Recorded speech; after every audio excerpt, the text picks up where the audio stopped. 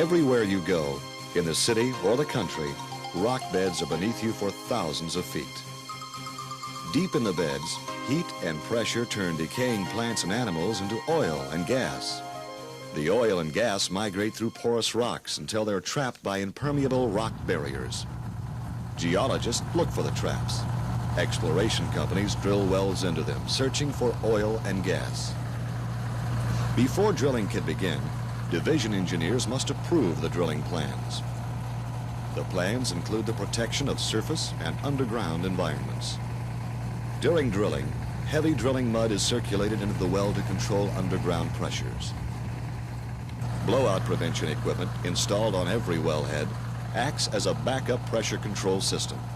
With it, a well can be shut in at any time. Division engineers specify the blowout prevention equipment used on each well.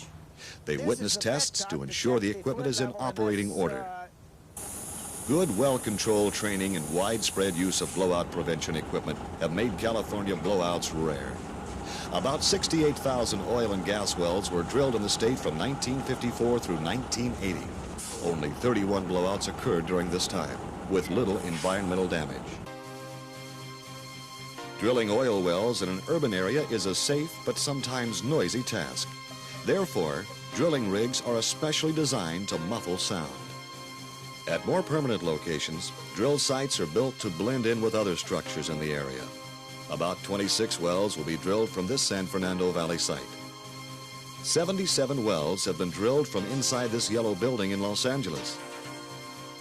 Derricks on this landscape drilling island in Long Beach Harbor have been mistaken for apartment buildings. Most oil and gas wells are drilled through water zones. Fluids from oil, gas, and water zones must not mix. To prevent this during drilling, heavy mud is pumped into the well bore. These zones are sealed when sections of pipe, called casing, are cemented in the hole. Cement is pumped down the well, through the casing, out beneath it, and back to the surface. To check the cement seal, operators may be required to conduct a water shutoff test witnessed by a division engineer. The casing is perforated through productive oil and gas zones. Depending on reservoir type and pressure, different kinds of production equipment are installed. The amount of oil and gas produced from every well is reported to the division each month. Sometimes, sumps are dug on oil and gas leases. The sumps, open depressions holding oil and water, can be dangerous to wildlife. 12 years ago, the division began to locate and classify California oil field sumps. Today, all of the hazardous sumps have been screened or eliminated. Good housekeeping is encouraged at all oil and gas leases. This makes leases more attractive, safer, and environmentally acceptable.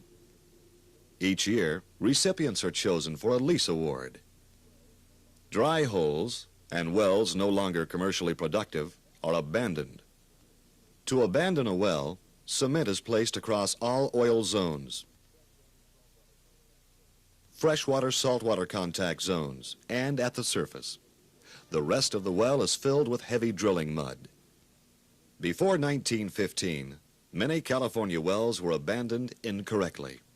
Today, when these wells are found, they are properly abandoned. Money from a special fund may be used for the work. The Division of Oil and Gas protects California's oil, gas, and geothermal resources.